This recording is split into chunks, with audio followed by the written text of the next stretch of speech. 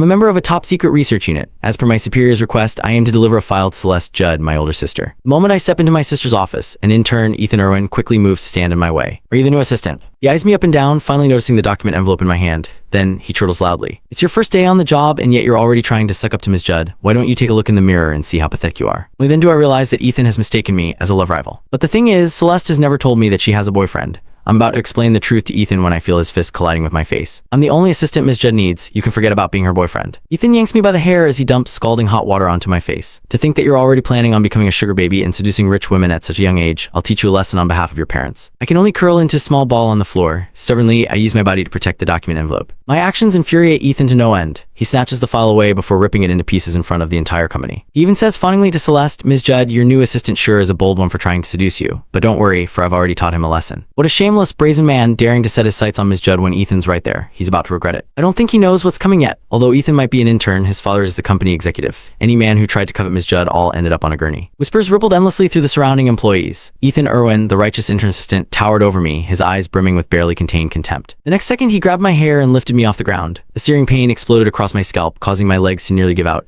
I let out a muffled groan, only to get punched in the face before I could take my next breath. You're a man, why are you moaning like that? Who are you trying to seduce here? I'm telling you. Ms. Judd is out for a meeting and won't be in the office today. You'd better forget those dirty thoughts of yours. Otherwise, I'll make you regret ever setting foot in here. I suppressed the raging fury inside me. As I prepared to explain myself, my phone, which had fallen to the floor at one point, started ringing. I fixed my gaze on the screen and it was Daniel Wilson, my supervisor, calling. I reached out to grab the phone, but Ethan was a step ahead of me and snatched it away. In front of all the employees, he put the call on speaker. Daniel's voice rang out, Hey Ozzy, are you there yet? Have you seen cease? Hearing the nickname of my older sister, Celeste Judd, Ethan instantly exploded. He screamed hysterically into the phone, You stupid, dead-broke geezer. How dare you let your son think he can hit on Ms. Judd? That nickname's not for losers like you two. The groundless lashing took Daniel aback. He was just about to refute, but Ethan hung up without a second thought. What are you waiting for, Ethan? Just get rid of him. Look at how calculating he looks. Maybe some broke father heard Ms. Judd was hearing for an assistant, and he wanted his son to take the chance and marry into her family. Ethan's lackey stood at the side, hands on his hips as he sized me up and down with unmasked mockery. I gritted my teeth and ignoring the pain from my scalp, tremblingly explained, I'm not here for the assistant. Before I could finish my sentence, a piping hot drink came splashing all over my face. At that moment, that same searing pain from earlier, only now 10 times worse, bloomed across my entire body. I collapsed to the floor, rolling around and clutching my head. By then, countless blisters of all sizes had formed on my exposed skin. None of these absurd turns of events prompted the bystanders to take any action. Instead, they stood and laughed. Ethan, you shouldn't have done that. A sugar baby wannabe like him might play the victim in front of Ms. Judd later. Geez, have the security guards at Judd Group always been slacking off like this? Why did they let just anyone in? I had lost all strength in my body, curling into a tight ball on the floor, but I held onto the file in my arms as if my life depended on it. After 7 years at the top-secret research unit, the project was finally approaching its conclusion.